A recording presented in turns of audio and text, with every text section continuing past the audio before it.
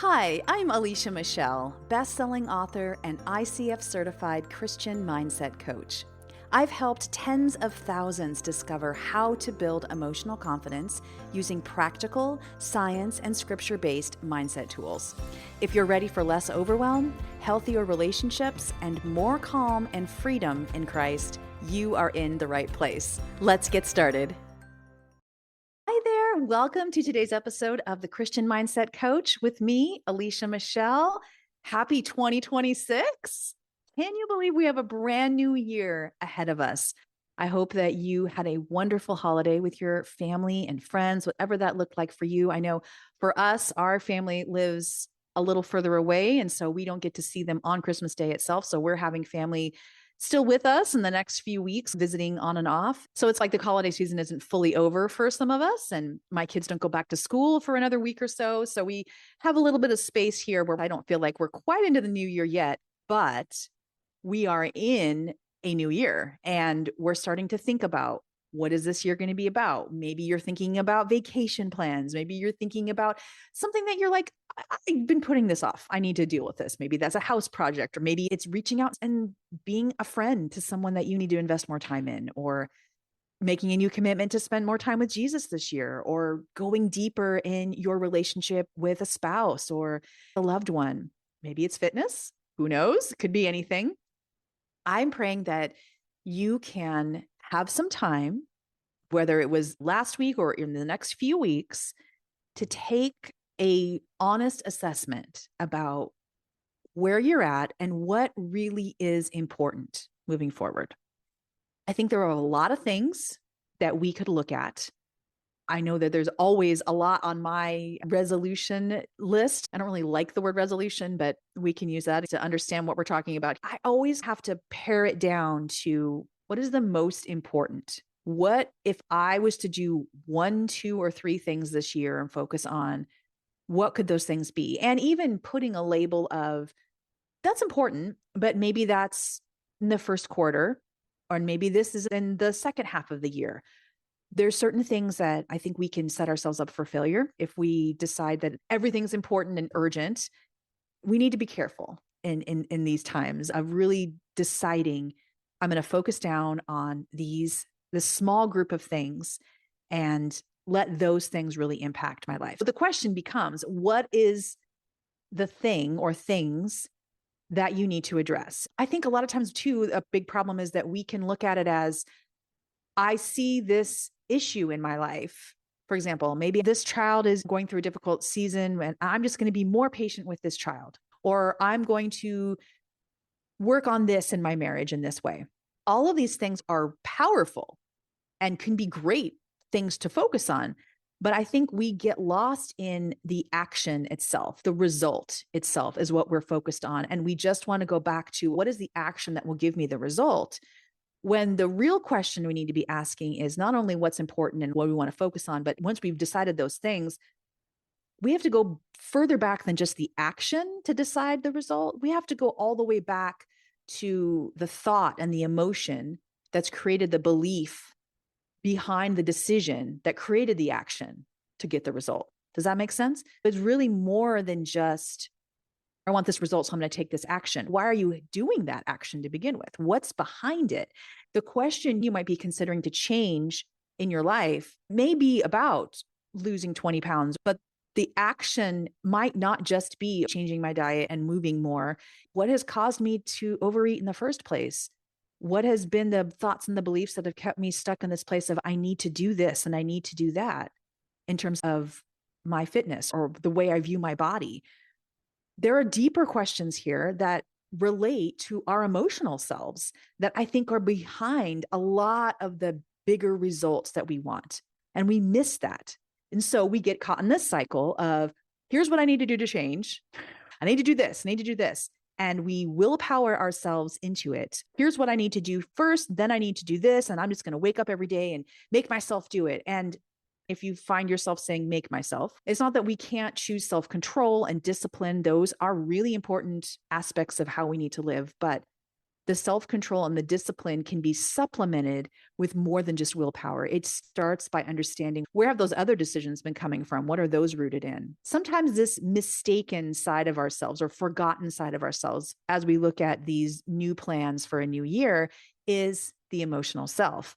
We start to think, I just want to change this, but we aren't thinking about the mindset, the thoughts, the emotions that are driving us or have driven us to the other decision that we didn't want. So what is it that we need to change in those areas or find healing? What is going on in those areas that can only further supplement the change that we're looking for? And so if you feel like, I'm not sure, I don't even know where to start, where could that begin? Two things. First, I have a great new resource. It's brand new. It's free. It's a 7-day mini course called Notice and Name Your Feelings. It's short, it's quick, it's great for teaching you a very simple skill for identifying an emotion in your life, understanding how the stories that are there have contributed to that emotion, what to do about it, how to see the emotion behind the emotion, how to understand why you react a certain way in relationships. Learning to notice the name is a key skill. And so if you want to check out that free training, you can go to aliciamichelle.com/feelings.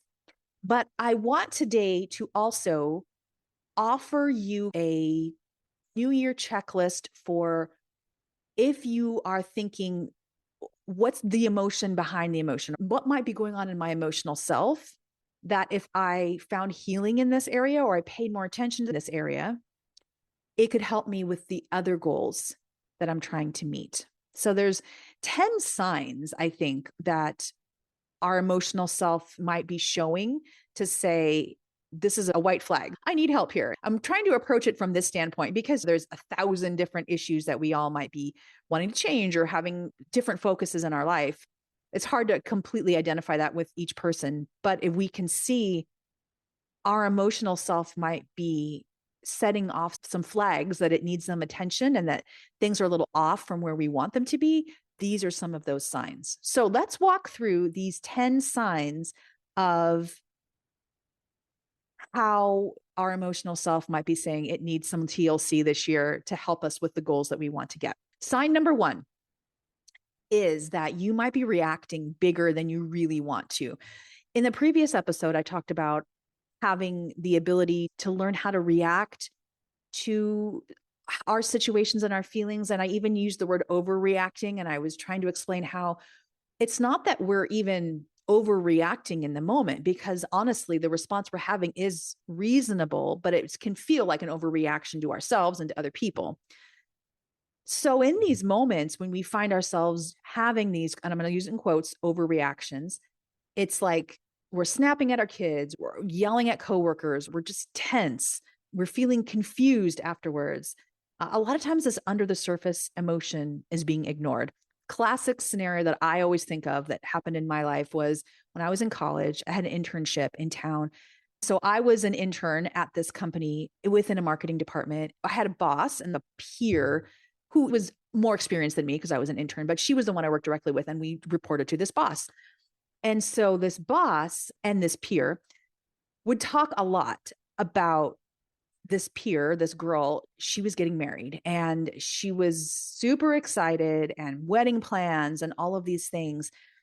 One day, I don't remember what happened. I'd had something happen with a guy I was dating or frustrations, but I just blurted out that I'm sick of hearing about this. And why do you have to keep talking about this? I don't even remember the exact words I said, but I know now that it was completely inappropriate, especially in a work environment. It was a perfect example of someone who had a lot brewing underneath the surface, but had this massive explosion that embarrassed me. My boss had to talk to me afterwards. As someone who had no idea what was going on with my emotions back then, I was horrified, especially being a perfectionist. I was horrified that I had done this.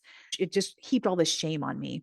That's, for me, a classic example of reacting bigger than I wanted to. The reaction I gave was reasonable based on all the stuff going on underneath, but I was trying to have this goal of being in control and not being bothered by this. I could willpower myself to that, but even the willpower wasn't strong enough because of all this stuff going on underneath. So if you see that you're reacting bigger than you want to, this is a perfect sign that your emotional self might need some TLC. Second, you're irritated pretty much all the time. I've been in seasons like that. And looking back now, I realize that just little things would set me off. Messy rooms, unexpected emails, interruptions, children who wouldn't listen or sit down when I told them to, stuff that shouldn't have been a big deal. But because there had been all of this stuff building underneath, everything felt like so much. Irritation often is a cover or a surface emotion for a lot that's hiding underneath. And number three, another sign is you feel numb or shut down. After I went through that irritation stage, I went through the stage of being completely shut down. There were some seasons in our marriage where I would share things with my husband. For example, we had young kids and he was traveling a ton. And I knew that I couldn't change the fact that he was gone a lot, but I had all of this overwhelm and overstimulation all day long. And so eventually I just was like, I don't know what to do with what I'm feeling. So the fact that I was frustrated and wanted it to stop, the things I was feeling every day because I wasn't dealing with them. So I just shut down. I just became completely flat. I That was how I reacted to it. The problem is maybe that spinal tap is going to block the pain, but it's also blocking the joy. It's also blocking the ability to be what we want to be. So again, if we don't understand what's going on underneath and our emotions are dealing with this kind of stuff, we can't be different. I couldn't just make myself be stronger, be better, be whatever I wanted to be in that time. The real fix came down to what is going on underneath and how is healing in that area going to help me be who I really want to be. Sign number 4, you can't explain why you are crying. We've been through those seasons where you're just like, here I am, completely upset again. And I really don't know why. Sometimes that's hormonal changes, physical body changes. That could be a lot of different things. We're not just going to say it's always our emotions. A lot of times crying can demonstrate that there is this unprocessed emotional weight we've been running from or have not addressed. And so even though we're like, maybe a goal is I want to be more in control of my emotions and not be so reactive. So the goal isn't just to have the intention to do that. The goal has to be, let's talk about where it started, why it's there, what's going on. It's not just changing the reaction and the action that takes to get the result. It's going back all the way to the thoughts and the emotions coming together to create the belief that's behind it, how that belief created a decision to create the action. So that is what we need to address. If we see this sign that you just can't explain why you're crying, it could be something about unprocessed emotions underneath. Sign number 5, you keep thinking, what's wrong with me? Right? You feel like you're too much. You feel like you're not enough. You feel like you're broken. Like you just don't feel like you fit. Like you've tried all these things and it just doesn't feel right. There's this shame-based kind of self-assessment or self-judgment replacing what could be a more compassionate way to see ourselves in a grace-filled way. This could be a sign of something like perfectionism underneath or needing to please others to attain something that's really outside of what God intends us to be. It could be a sign of lots of things. This emotional stuff inside is something to pay attention to if you feel like you keep thinking, what's wrong with me? Sign number 6, you're not sure what you're feeling until after you have the reaction.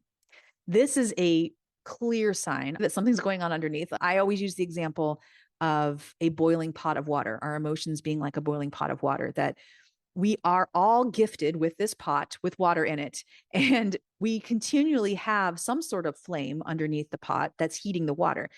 There might be certain seasons where the flame under the pot is higher than others.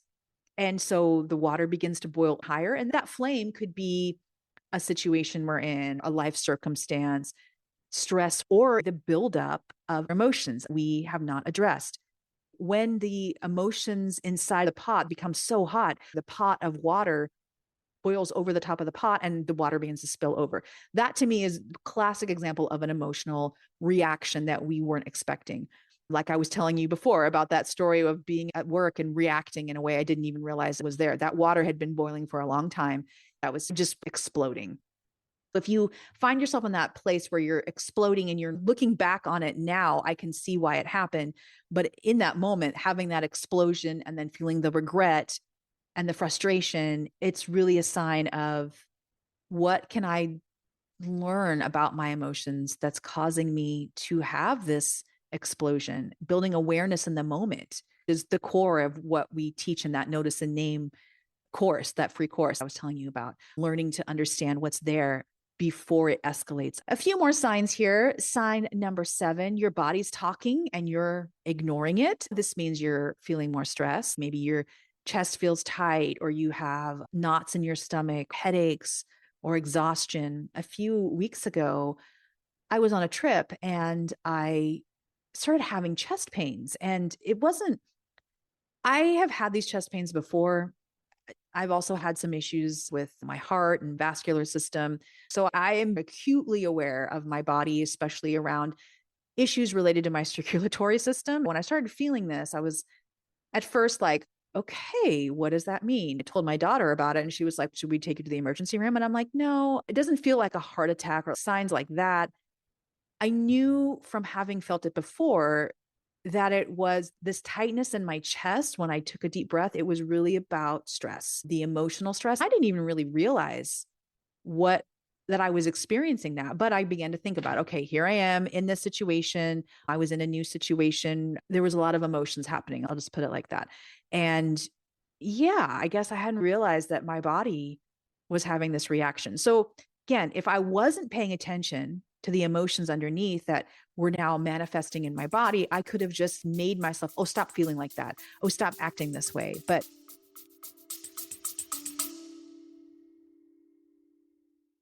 have you ever snapped at the people you love or shut down when you actually wanted to connect with someone?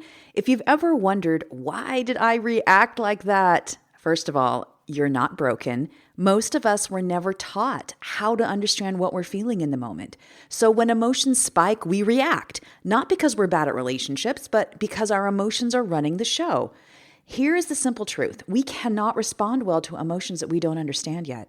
And so that's where I want to help you. I just created a brand new, totally free 7-day course called Notice and Name Your Feelings. And it's designed to teach you this exact emotional management skill. In just a few minutes a day, I'll walk you through this tool that I teach every single coaching client, how to recognize what you're actually feeling with compassion so that you can respond instead of react.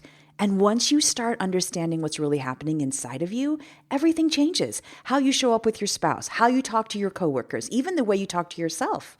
The course includes short 5-minute videos, simple daily practices, and a supportive space with other women walking through it right alongside you. This is your first step out of reacting and into more calm, clarity, and peace in your relationships. So get started now in the free Notice and Name Your Feelings course at aliciamichelle.com/feelings, or just click the link in the show notes. I look forward to seeing you inside this free course. Again, it's aliciamichelle.com/feelings. In order to change that result, I needed to figure out and understand what was really behind it so that I could find that healing, so that I could, first of all, feel comfort. Going to need to go to the doctor or anything like that, that this was just my body giving me a sign. So for you, maybe that's headaches, exhaustion. I know a lot of times I tend to hold a lot of stress in my shoulders. So I might feel stress in my upper back or in my neck. These are the ways that our bodies, sometimes we might be having these emotions and it's just another form for God to tell us, hey, there's these other emotions that you might need to deal with. And it's now manifesting in these parts of selves. So learning to listen instead of just suppressing and trying to have a different answer, but saying this could be part of what's happening here. Let me address this. 3 more things here. Sign number 8, you avoid hard conversations because you can't trust your reaction. This is a big sign of there might need to be some emotional TLC behind some of your decisions. If you are avoiding hard conversations because maybe your fear of crying or shutting down, first of all, I just want to say that I am sympathetic and sorry because I have been in those situations where you feel so paralyzed. It's absolutely overwhelming. and you almost biologically feel like I can't even, maybe I want to go there with this person or have this conversation, but it is so hard.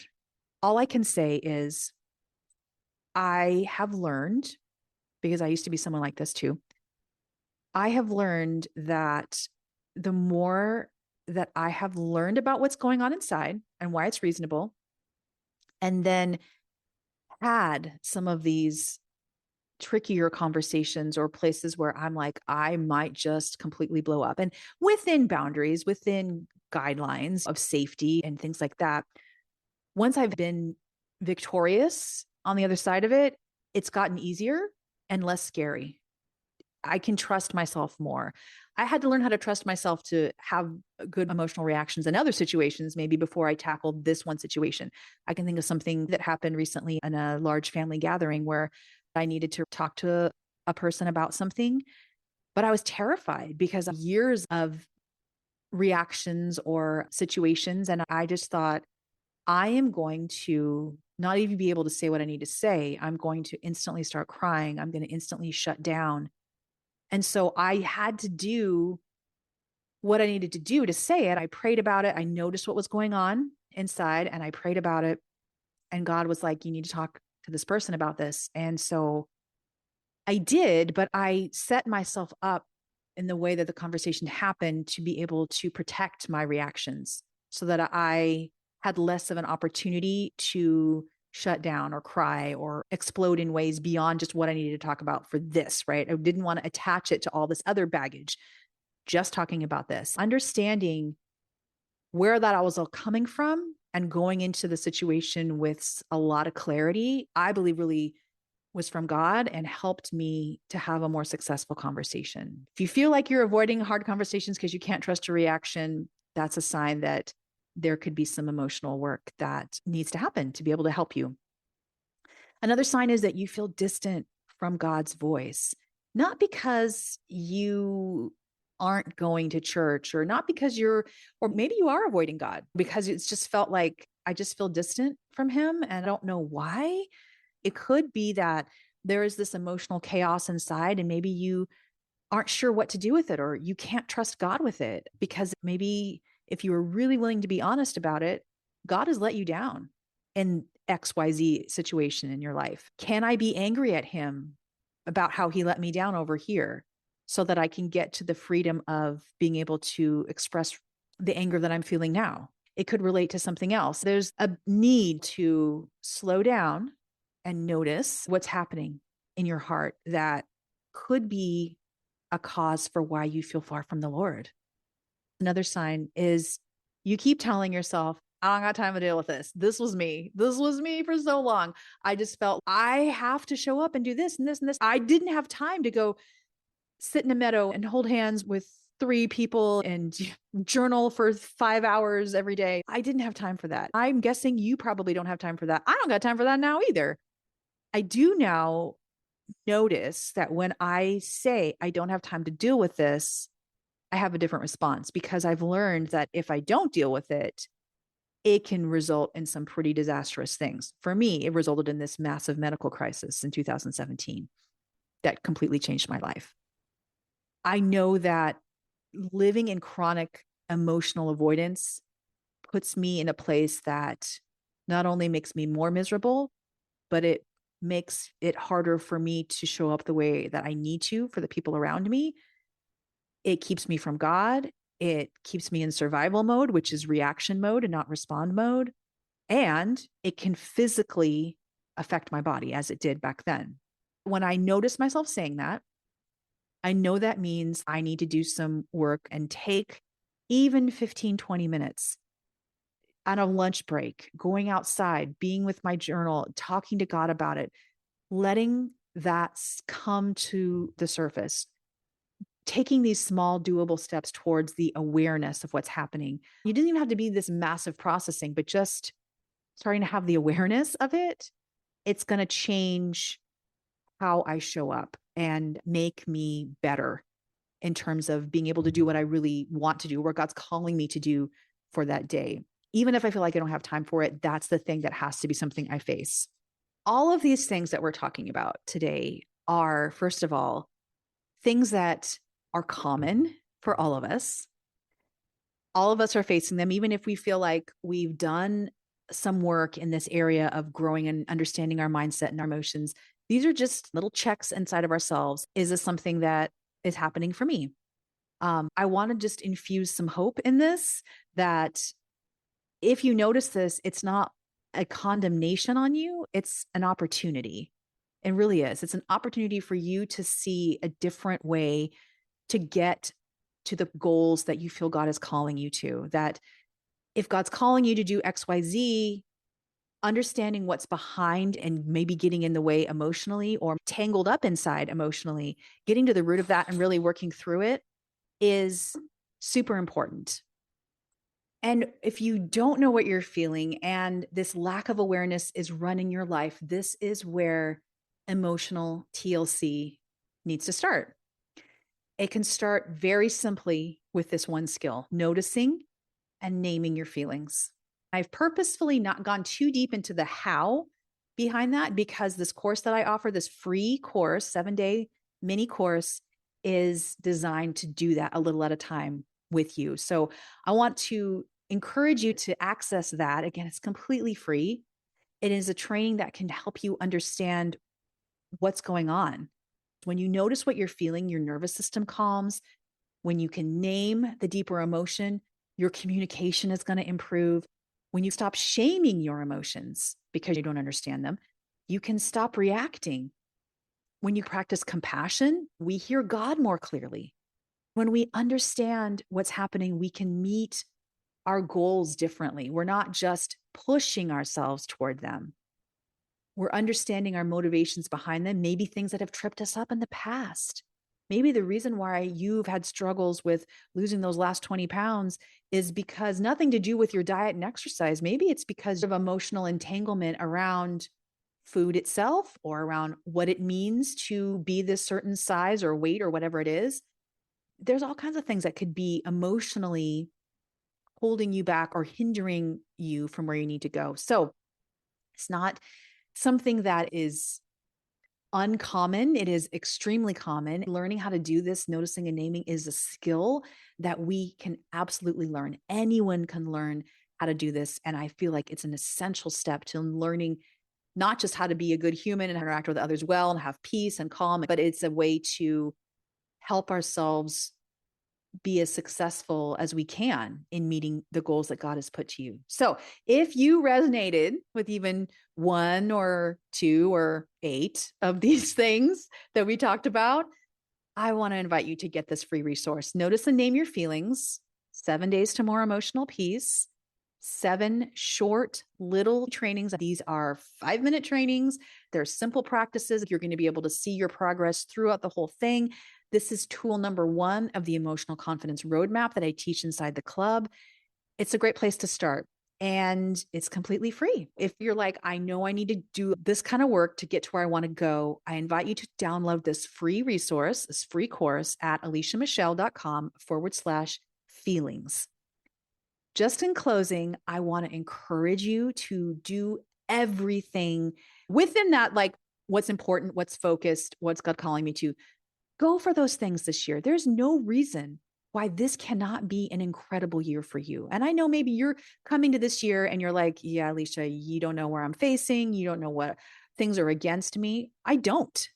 But I will promise you this: all of us have things we're facing, have things that are potentially against us.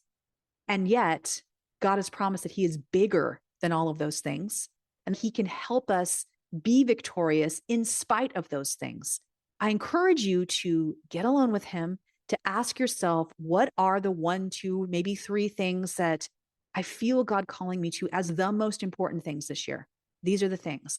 Are there some of these emotional issues that may be happening that could not only hinder my progress towards these goals He has for me, but could affect my overall perspective, my overall ability to be a healthy, calm, amazing woman of God in this season? If it does feel like there are some of these things, like we said, 1, 2, 7, or 8 of these things that are happening for you, then get some help, get some skills. Learn these skills that we talk about here to help you do what you need to do. This is a year for you to tend to what's important.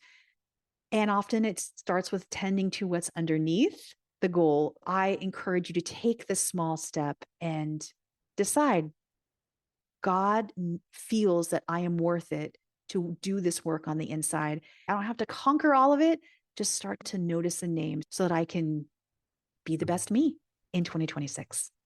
Take care, friend. I'm excited to share all kinds of new things we're doing this year on the podcast. This is my 7th year podcasting. We're closing in on 500,000 downloads. It's a big year. We have some incredible new guests coming on in the next few months, powerful topics, just other fun things that I will be sharing with you as it comes up. But 2026 is going to be amazing. And I'm grateful that you are with me to start this year off together. Let's pray. Father, I thank you for this year. I thank you for my friend who is listening. And I thank you that we can take all the things that are before us, all of the fears, all of the hopes, all of the pressures, all the things going on inside. We can give them to you. We say you are Lord over all of it. Help us this year to live for you fully, to live fully to the calling you've given us. Help us to grow and to becoming these women of God that you've called us to be. Show us what needs to be worked on or what areas you need us to grow in to get to the goals you have for us, Lord. Show us what goals are the most important. Show us how to walk with you through all of it. We're not just here for give me the answers and then I want to leave. Lord, we know, and we're so grateful that when we step into these goals, you don't want us just to have the end goal where we're celebrating with you and the goal in the beginning where you're giving it to us. You want to be with us through all of it. Thank you, God, that that's the kind of God you are, a personal God who loves us, who is not afraid to get into the mess with us and to walk with us. We give this year to you and we love you, Jesus. It's in your name. Amen. Take care, friend. I look forward to starting off January 2026 with you, and I'll see you back here next week for our next episode. Bye-bye. Thanks for joining me today. For full show notes and helpful next step resources, visit aliciamichelle.com. And if you enjoyed this episode, I'd be honored if you would leave a 5-star rating and review. And remember, if you're feeling overwhelmed or stuck in your emotions, I offer free chats with listeners. Just head to aliciamichelle.com/chat. Tell me a little bit about what's going on, and I'll be in touch. Thanks for being here. I'll see you next week.